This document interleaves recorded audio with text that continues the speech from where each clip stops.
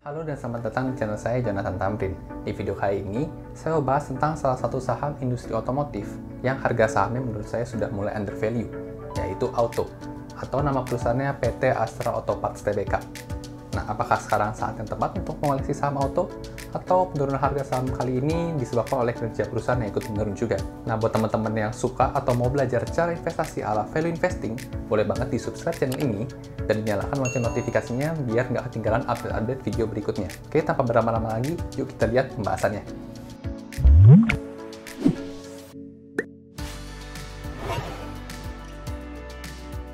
Oke, sekarang kita masuk ke pembahasan mengenai analisa fundamental saham Auto. Auto atau nama perusahaannya PT Astra Auto Parts Tbk didirikan pada tahun 1976, bergerak di sektor komponen otomotif. Go publiknya sendiri tahun 1998 dan dengan struktur kepemilikan saham ada pada PT Astra International Tbk sebesar 80% dan masyarakat umum sebesar 20%. Nah, ini merupakan segmen usaha utama dari PT Astra Auto Parts Tbk, yaitu ada perdagangan dan manufaktur komponen otomotif. Di sebelah kanan ada gambar yang saya ambil langsung dari website resmi PT Astra Auto Parts. Di sana dinyatakan bahwa segmen usaha perdagangan mereka memiliki 52 dealer utama, 24 kantor penjualan, 40 negara, dan 12.000 reseller. Dan kemudian untuk manufakturnya sendiri ada 4 unit bisnis, 11 perusahaan konsolidasi, 21 associate and ventures, dan 35.000 lebih karyawan. Ini saya terangkan biar teman-teman ada gambaran gitu ya, seberapa besar PT Astra Auto Parts Tbk ini. Dan ini ada beberapa produk dari Astra Auto Parts yang mungkin teman-teman sendiri sudah pernah gunakan. Kita masuk ke bagian revenue. Ini merupakan grafik revenue 10 tahun terakhir dari Astra Auto Parts. Dan kalau kita lihat dari grafik growth-nya di tahun 2019 kemarin sempat mengalami perlambatan ya. Hanya bertumbuh sebesar 0,58%. Sedangkan CAGR sendiri ada pada 10,56% di 10 tahun terakhir. Jadi kalau boleh saya nilai, saya akan bilang untuk revenue-nya Auto ini cukup. Masuk ke bagian komposisi revenue, ini merupakan grafiknya. Dan kalau kita lihat cukup stabil ya. Untuk perdagangan dia di kisaran 40% dan untuk manufaktur komponen otomotifnya selalu di atas 50%. Kalau saya boleh nilai, saya akan katakan komposisi revenue dari Auto ini cukup baik. Oke, kita masuk ke bagian revenue segmen. Ini merupakan grafiknya, kalau kita lihat cukup konsisten bertumbuh ya, meskipun beberapa kali mengalami penurunan. Dan kalau dilihat untuk manufaktur komponen otomotif selalu melebihi revenue dari perdagangan. Jadi kalau boleh saya nilai, saya akan nilai untuk revenue segmen ini cukup baik. Kemudian kita masuk ke pembahasan mengenai net profit. Ini merupakan grafiknya. Nah, di sini ada hal yang menarik ya. Kalau kita lihat di tahun 2015 ini terdapat penurunan net profit yang cukup signifikan dari Auto. Ini merupakan grafiknya. Namun kalau kita coba lihat dari 5 tahun terakhir, yaitu dari tahun 2015, ternyata Auto ini cukup konsisten untuk meningkatkan net profitnya dari tahun ke tahun. Meskipun memang tidak sampai setinggi di tahun-tahun 2014 dan sebelumnya. Nah, untuk 5 tahun CAGR-nya sendiri tercatat 23,44%, sedangkan untuk net profit dari tahun 2019 ada pada 21,06%. Jadi kalau saya lihat dari 5 tahun terakhir, saya bisa katakan untuk net profit dari Auto ini sangat baik ya, karena meningkat secara konsisten. Apalagi angkanya cukup banyak yang di atas 20%, seperti tahun 2016 31,28%, tahun 2017 31,85%, dan kemudian di tahun 2019 sendiri 21,06%. Nah, sekarang kita masuk ke bagian GPM dan NPM.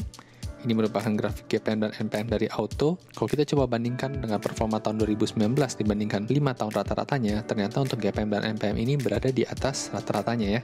Namun kalau kita coba lihat untuk NPM-nya sebesar 4,79%, ini kalau menurut saya sih agak kurang ya, karena untuk net profit sendiri umumnya biasa perusahaan bisa mencatatkan lebih di atas 10%. Jadi kalau kita lihat apalagi ini di bawah 5% gitu ya, 4,79%, berarti Auto ini mengambil margin keuntungan yang sedikit sekali.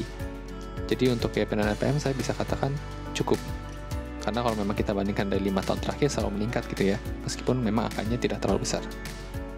Kita masuk ke pembahasan mengenai ROA dan ROE. Ini merupakan grafik ROA dan ROE-nya. Nah, kalau kita bandingkan di tahun 2019 dengan rata-rata 5 tahunannya, untuk ROE mengalami peningkatan, rata-rata 5 tahunnya sebesar 5,30%, sedangkan di tahun 2019 meningkat jadi 6,99%. Sedangkan untuk ROA juga rata-ratanya 5 tahunan sebesar 3,46%, kemudian di tahun 2019 ROA-nya tercatat 4,62%. Nah, ini juga serupa dengan sebelumnya. Kalau saya lihat sih dari ROE-nya ini terlalu kecil ya, hanya berkisar 6 hingga 7%. Biasanya untuk perusahaan bisa kita bilang bagus kalau ROE-nya itu bisa mencapai 10 bahkan lebih dari 15%. Jadi untuk ROA dan ROE ini saya bisa katakan agak kurang baik untuk Astra Auto Parts.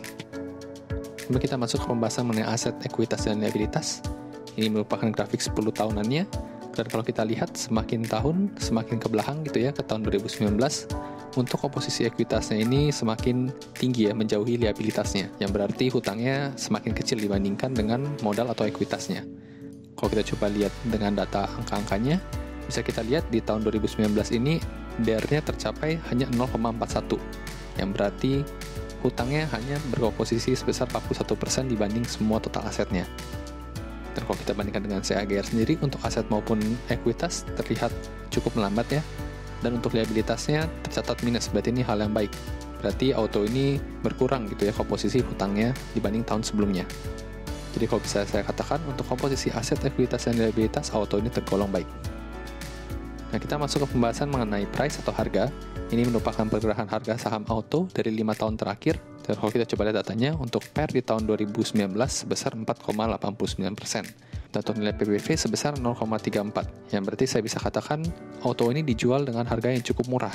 Dan untuk harganya sendiri saat ini sebesar Rp730 per lembar sahamnya. Nah, untuk saham auto sendiri di harga penutupannya di tanggal 20 Mei 2020 tercatat Rp750, sedangkan pernah mencatatkan harga tertingginya di harga Rp4.650 pada bulan Oktober di tahun 2013. Dan kalau harga saham saat ini bisa mencapai kembali ke harga tertingginya, maka ada upside potensial sebesar 520%. Namun yang jadi pertanyaan adalah, apakah harga saat ini bisa kembali ke harga tertingginya di tahun 2013? Untuk harga, saya bisa katakan sangat baik ya, karena kalau tadi kita lihat, fundamental dari perusahaan auto ini terbilang cukup baik, sedangkan harganya terus turun.